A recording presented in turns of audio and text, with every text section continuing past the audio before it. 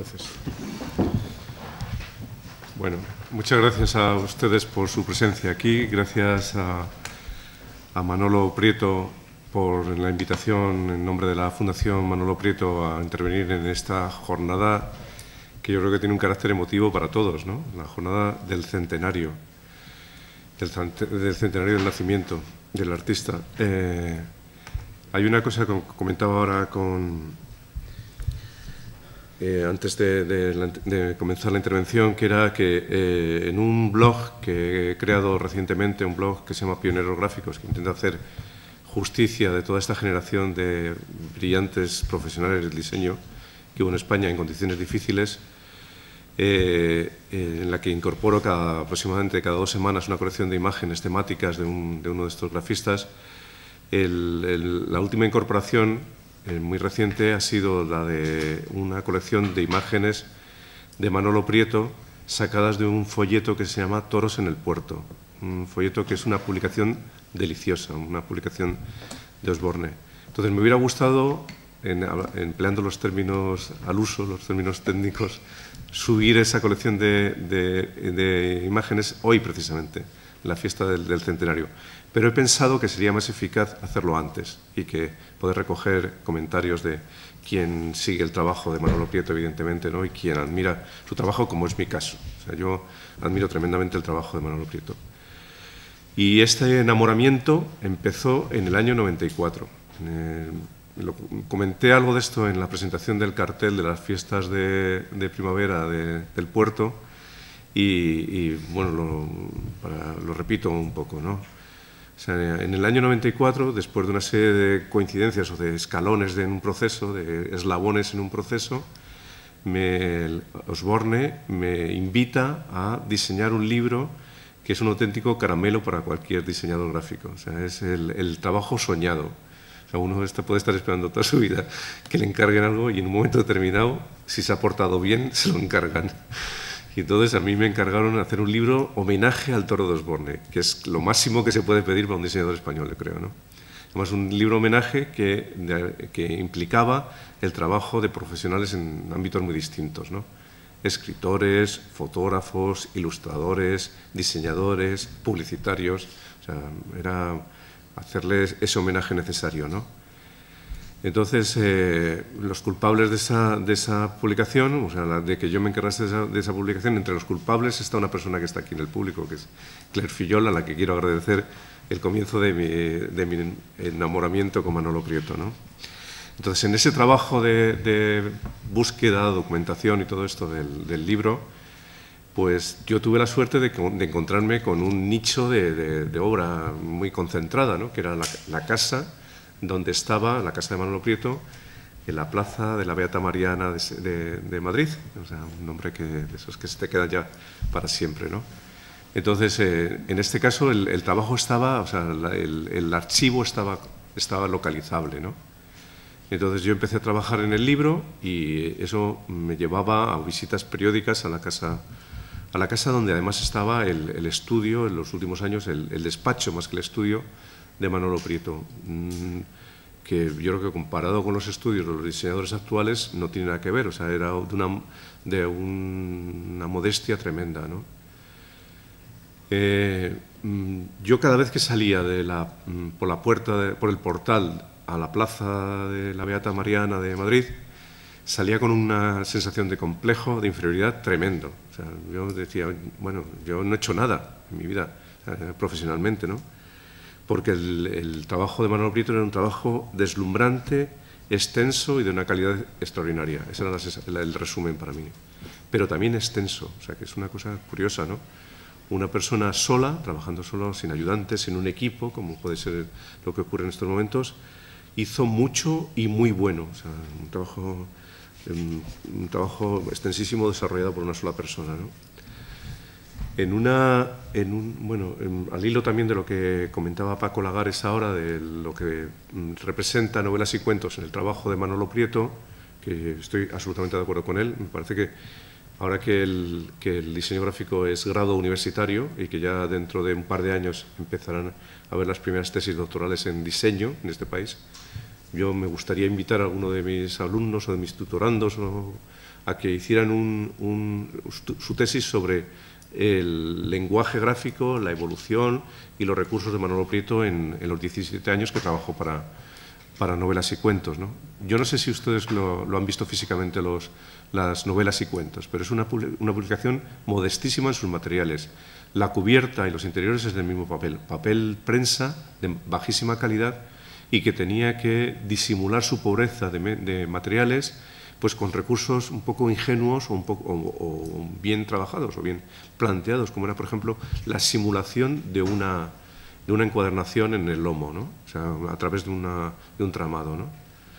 Bueno, pues una de las cosas, abundando en lo del trabajo abundante de Manolo Prieto, es una anécdota que le oí contar a Emilia Navamuel, por la que, por cierto, me gustaría dedicarle un recuerdo cariñoso hoy, ya que no está aquí con nosotros, ¿no?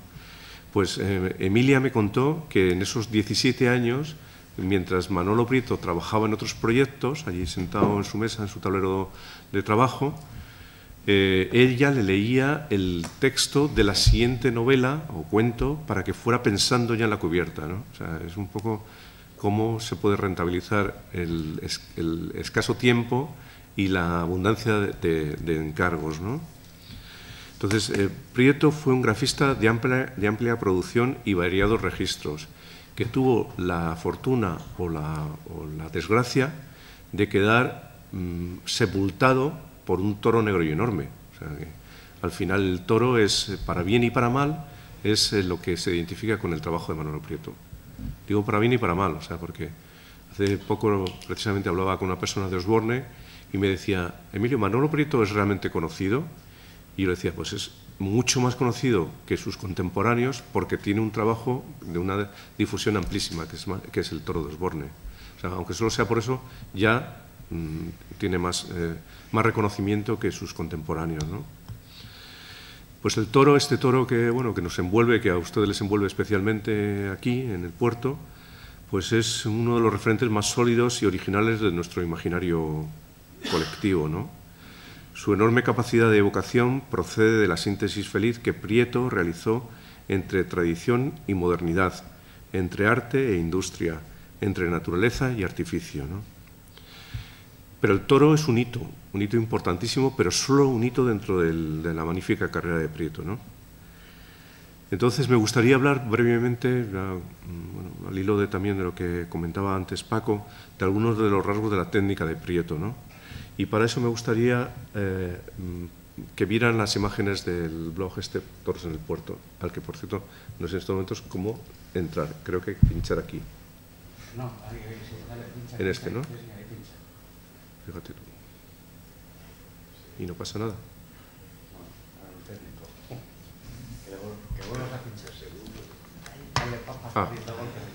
Bueno, estas son las imágenes de este blog que les comentaba, ¿no? Es las suertes del toreo hechas en unos trabajos previos, en unos años antes, unos pocos años antes de la silueta famosa del toro de Osborne, ¿no? Pero que de alguna forma ya están en esa línea, ¿no? Vamos a ver alguna de las imágenes.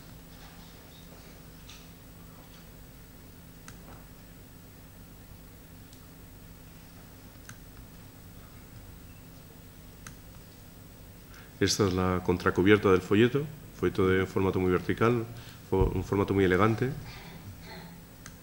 Y este es una especie como de regalito sorpresa que venía en el ejemplar del folleto que me pasó Manolo Prieto para poder escanear, ¿no? Bueno, pues aquí en estas imágenes del toro, de los toros en este caso, los toros en la fiesta, hay, yo creo que algunos ya de los rasgos del trabajo de Manolo Prieto, de lo que para mí es como sus características a la hora de trabajar, ¿no? Prieto conocía los detalles de cada forma y cuando dibujaba, cuando construía las siluetas, elegía las pertinentes y abandonaba las que no le interesaban, clarísimamente. Menos conocida la producción de Prieto es la serie de viñetas estas sobre las suertes del toreo recogidas en una deliciosa publicación titulada Toros en el Puerto, editadas en 1955, anterior, por tanto, a la silueta del toro. Representaciones sintéticas, consecuencia de un conocimiento depurado y de su dominio admirable del movimiento. En esta serie, el toro comienza a ser el artefacto que luego plasmaría en su mundialmente famosa valla de carreteras. Hay algunos de los recursos que ya se apuntan aquí en esta serie, por ejemplo, la forma de trabajar las pezuñas, algo a lo que se ha referido Paco en el primer momento de su intervención, ¿no? O sea, me ha hecho gracia que eso se remontara a una reflexión tan temprana en la figura de Prieto, ¿no? O los ojos como pequeños círculos, ¿no? Lo que le guiaba en este discernimiento estaba generalmente dictado por la búsqueda de un resultado bien humorado, como ocurría con gran parte de su producción. O sea, hemos visto antes también algunas imágenes con un punto trágicas, ¿no? Pero en general en el trabajo de Prieto yo creo que sí había ese punto bien humorado en todo lo que hacía.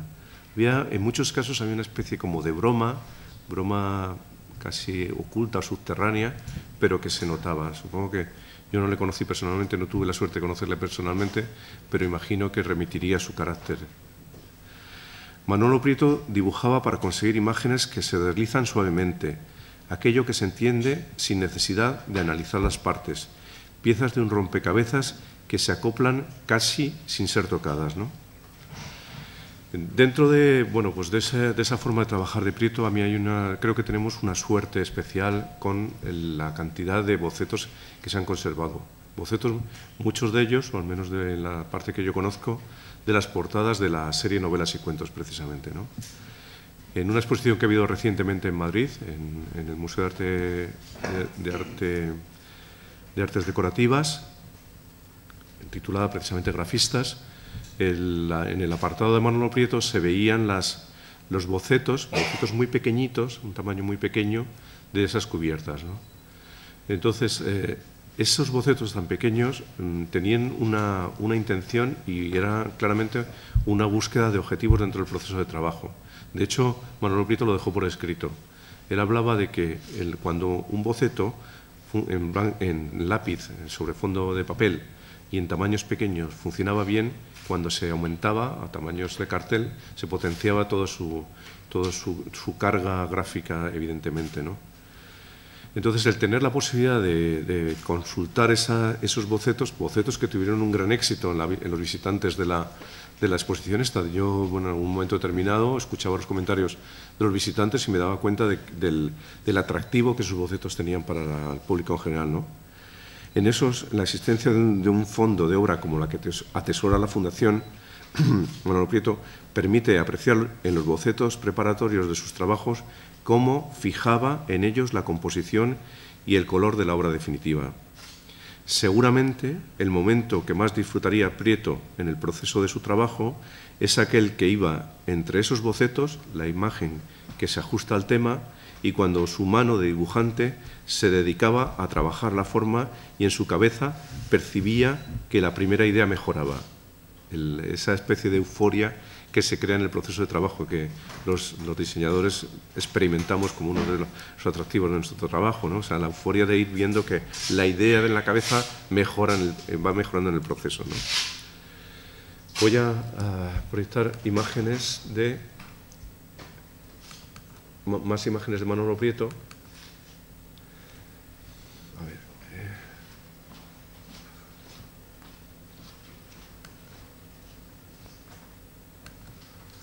Que me parece que es una selección de imágenes que hice yo con ocasión del libro Pioneros del Diseño Gráfico en España, que me parece que son un poco una especie de miscelánea que resume muy bien el trabajo de Prieto, desde este material de autopromoción, en el que está ya su firma, la firma que le acompañó en todo momento y que incorporaba incluso en los bocetos pequeñitos, en los bocetos a lo mejor de 4 o 5 centímetros de altura, incorporaba la firma. A mí me parece no un gesto de vanidad, sino un gesto de respeto con el trabajo que se está haciendo. O sea, cómo la firma tiene que ocupar una posición concreta para no interferir en el mensaje gráfico que se está transmitiendo.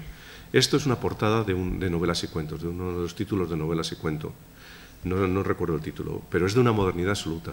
De hecho, muchos años después, en los 80, en los años de la movida madrileña, una revista editada por Alberto García Alix, el Premio Nacional de Fotografía, incorporó esta imagen tal cual, como la ven ustedes aquí.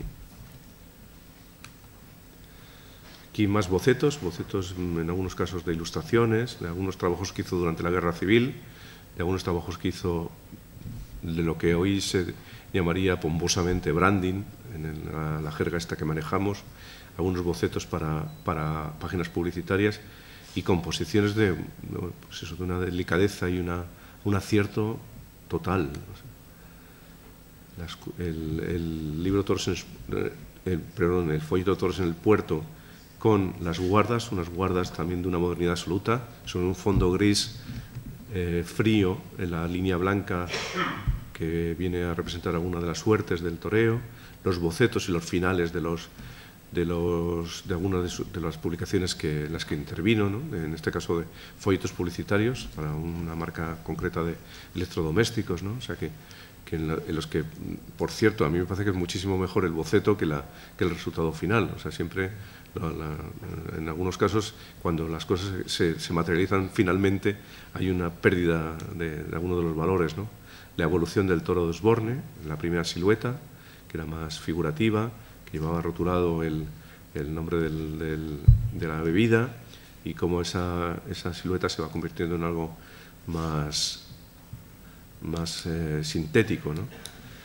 Pasa de ser, lo digo, seguramente lo conocen, pero pasa de ser una valla fabricada en madera, en la que esta parte de aquí está troquelada, o sea, no está unida la cola a los cuartos traseros, y por lo tanto, al estar en el campo, a la intemperie, muchos de las vallas de la época aquella rompían por aquí. Cuando se pasa al soporte metálico, entonces esta parte es continuada y se pinta de azul este espacio. Hace años intervino en un curso de verano de la Universidad Complutense en el Escorial, un curso dedicado al diseño gráfico, a los 25 años de diseño gráfico en España, a los últimos 25 años. Intervino una editora de una revista de diseño alemana que se llama Jutta Nachwey. Dijo que si esta valla estuviera en las carreteras alemanas, este espacio de aquí tendría que ser gris. Otra de esas imágenes síntesis. Para mí, yo creo que aquí Manolo Prieto quería decir mucho, o sea, en esta imagen, ¿no? Un ojo que está lastrado, está encadenado con un ancla, ¿no? O sea, como el ansia de vuelo de los artistas a veces se ven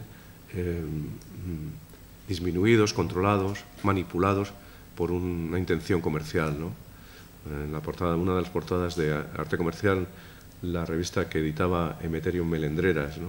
Algunas de las portadas de novelas y cuentos, a las que antes se refería Paco, unos sellos de promoción turística, packaging, como decimos también ahora en el argot, con perdón, embalaje o cajas de embalaje, en definitiva, dos de imágenes que ya han visto, algunos bocetos, o todos los grandes carteles basados en la figura del toro.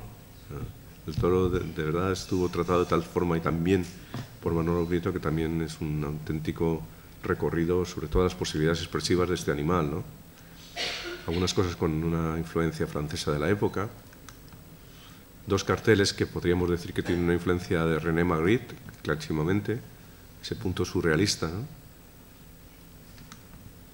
Y bueno, finalmente alguna de las cosas que cierran este capítulo del libro Pioneros del diseño gráfico en España, ¿no? Quiero acabar simplemente con un aviso para navegantes. La potencialidad de la Fundación Manolo Prieto es impresionante. Yo no sé si en esta ciudad son conscientes, pero si no, que yo que vengo de fuera y que por lo tanto puedo, puedo adoptar ese papel, lo digo, ¿no? O sea, en estos momentos, como comentaba esta mañana el alcalde de esta población, en Madrid hay 3 exposiciones que yo recuerdo en estos momentos dedicadas al diseño gráfico. O sea, que significa el interés que hay en, bueno, pues en la sociedad en general, no los especialistas, por el diseño gráfico. Hay muy pocos centros de investigación o fundaciones relacionadas con el mundo del diseño gráfico, por no decir ninguna, excepto la Fundación Manolo Prieto, ¿no? Y tal vez en Cataluña el DAB.